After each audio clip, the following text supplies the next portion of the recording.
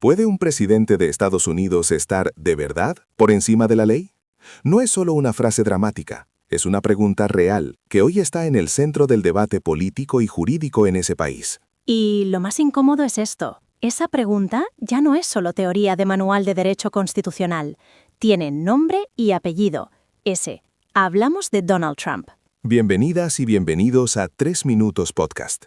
Hoy vamos a usar el caso Trump como excusa para entender algo más grande.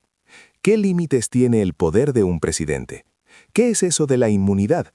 ¿Y hasta dónde llega la ley cuando hablamos del despacho más poderoso del mundo? Si alguna vez te has preguntado, oye, ¿y si un presidente comete un delito, quién le pone el freno? Este episodio es para ti. Quédate, porque algunas respuestas te van a sorprender y otras quizá te incomoden. Vamos a empezar por una idea clave, que a veces se nos olvida en medio del ruido político. Un presidente de Estados Unidos no está por encima de la ley, pero tampoco es un ciudadano cualquiera mientras está en el cargo. Suena raro, ¿no? Como no está por encima de la ley, pero un poco sí. ¿Qué significa eso en la práctica? Significa que existe una doctrina histórica muy arraigada en Estados Unidos. Un presidente en ejercicio no puede ser procesado penalmente, no porque se asuma que es inocente, ni porque sea un rey, sino porque se considera que un juicio penal contra el presidente podría paralizar el funcionamiento del Estado. Es decir, la idea es, si sientas al presidente en el banquillo, todo el sistema se bloquea. Y eso, dicen, es demasiado arriesgado para el país. ¿Estás de acuerdo con eso? Piensa un segundo. ¿Tú aceptarías que alguien no pueda ser juzgado solo porque su cargo es muy importante? Ojo, esto no significa inmunidad eterna. Esa protección es mientras dura el mandato. Cuando el presidente deja el cargo, se le puede investigar, imputar y juzgar como a cualquier otra persona. Y aquí llega la parte complicada, porque la pregunta obvia es, vale, ¿se le puede juzgar después? ¿Pero por qué exactamente? ¿Por cosas que hizo antes de ser presidente? ¿Por lo que hizo durante el cargo? ¿Por todo? Aquí entra en juego una pieza clave del puzzle, la inmunidad por actos oficiales. Los tribunales estadounidenses han ido marcando una línea. Ciertos actos que el presidente realiza como parte de sus funciones constitucionales pueden estar protegidos. Esa es su zona oficial. Por ejemplo, nombrar a un alto cargo, firmar una orden ejecutiva, tomar decisiones militares dentro de la ley. Ese tipo de cosas. Exacto. Pero esa inmunidad no es un escudo total. No es un hagas lo que hagas, estás cubierto. Los actos personales, las conspiraciones, las órdenes claramente ilegales o encubrir delitos, todo eso no entra automático en la categoría de acto oficial protegido. Y aquí viene lo interesante. Cada caso se mira uno por uno. No vale decir, todo lo que hace el presidente es oficial. No. Los jueces miran, ¿esto era realmente parte del trabajo constitucional del presidente o era otra cosa? Piensa en esta imagen. El presidente tiene 2 sombreros. El sombrero de jefe de Estado y de gobierno y el sombrero de persona privada, con intereses, miedos, ventajas y problemas. La inmunidad se discute sobre qué hizo con cada sombrero. Y eso nos lleva a otro tema sensible, las agencias federales. Por ejemplo, el ICE, la Agencia de Inmigración y Control de Aduanas. Mucha gente se pregunta, si un agente del ICE comete abusos, ¿es culpa del presidente? ¿Se le puede acusar penalmente por eso? La regla general es clara. Si agentes del ICE cometen delitos, abusos, violaciones de derechos, actuaciones ilegales, ellos responden penalmente de forma individual. Ellos van al banquillo, no el presidente por defecto. Pero hay un pero importante. Si se demuestra que el presidente ordenó, autorizó o encubrió conscientemente esas conductas delictivas, ahí cambia el panorama. Ahí sí se puede hablar de responsabilidad penal. Y fijémonos en el detalle. No es por jerarquía, es por participación. No es, eres el jefe, así que pagas por todos. Es, participaste en el delito, lo ordenaste, lo permitiste o lo encubriste. Son cosas muy distintas. Aquí te lanzo una pregunta a ti que escuchas.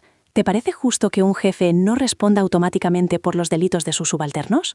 ¿O crees que el poder siempre trae una responsabilidad extra, aunque no haya orden directa? Pasemos a otra cuestión muy polémica.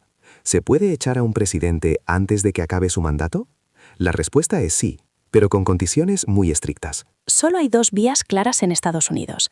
La primera, la más famosa, es el impeachment, el juicio político. La Cámara de Representantes acusa, el Senado decide si destituye o no. Y la segunda vía es la enmienda 25. Esa está pensada para casos de incapacidad grave. Por ejemplo, que el presidente no pueda ejercer sus funciones por un problema físico o mental serio. No es una herramienta para castigar delitos o corrupción. Es decir, fuera del impeachment y de la enmienda 25, no hay una tercera puerta secreta para echar a un presidente, aunque esté rodeado de escándalos, aunque medio país lo deteste. Legalmente, no hay un botón de expulsar extra. Y ahora sí, vamos al punto que más titulares ha generado. Trump y la llamada mafia rusa. Aquí hay que pisar el freno y ser muy precisos. Porque una cosa es lo que se dice en redes, en tertulias, en conversaciones de bar, y otra cosa es lo que está probado en un tribunal. Y esas dos cosas no siempre se parecen. A día de hoy, no existe ninguna prueba judicial que demuestre una relación criminal entre Donald Trump y el crimen organizado ruso. No hay condenas, no hay imputaciones penales vigentes, no hay sentencias que lo acrediten. Lo que sí hay es un contexto muy turbio. Contactos, negocios inmobiliarios, intermediarios, relaciones indirectas, personajes opacos, todo eso está ahí. Eso es lo que ha alimentado sospechas durante años.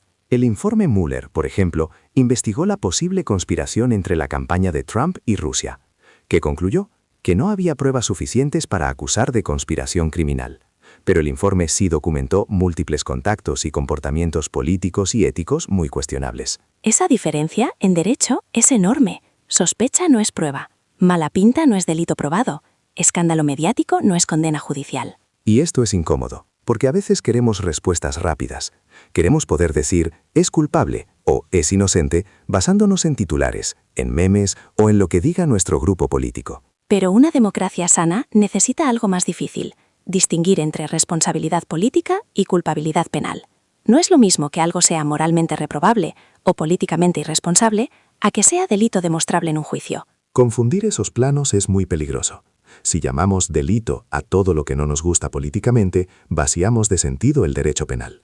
Y si al revés, aceptamos que el poder nunca responda, caemos en la impunidad. Al final, este debate no va solo de Trump, va de algo mucho más profundo. ¿Hasta dónde llega de verdad el poder de un presidente? ¿Dónde empiezan los límites claros que pone la ley? ¿Y quién vigila que esos límites se respeten? Piensa en tu propia respuesta. ¿Qué es peor para una democracia? ¿Pasarnos de duros y usar la justicia como arma política o quedarnos cortos y dejar que el poder se sienta intocable? Hoy hemos visto varias piezas del rompecabezas: la inmunidad del presidente en ejercicio, la diferencia entre actos oficiales y actos personales, el papel de agencias como el ICE, los mecanismos para destituir a un presidente y el caso Trump y Rusia como ejemplo de cómo la sospecha puede no llegar a ser prueba. Si te quedas con una idea, que sea esta. En democracia, vigilar el poder es esencial, pero hacerlo con rigor es igual de importante. Sin rigor, la justicia se convierte en instrumento político. Sin vigilancia, el poder se convierte en un espacio de impunidad. ¿Tú dónde pondrías la línea? ¿Crees que tu propio país tiene bien equilibrado ese juego entre poder e inmunidad? Nos encantará leerte. Cuéntanos en redes, mándanos tus comentarios, comparte este episodio con alguien a quien le guste debatir de política, pero con datos. Gracias por acompañarnos en este episodio de 3 Minutos Podcast. Si te ha servido para entender un poco mejor este tema tan complejo, suscríbete, déjanos una valoración y recomiéndanos. Nos ayudas muchísimo a seguir haciendo contenido así. Nos escuchamos en el próximo episodio. Y recuerda, ningún poder debería estar por encima de la ley, pero tampoco por encima de tus preguntas. Hasta la próxima.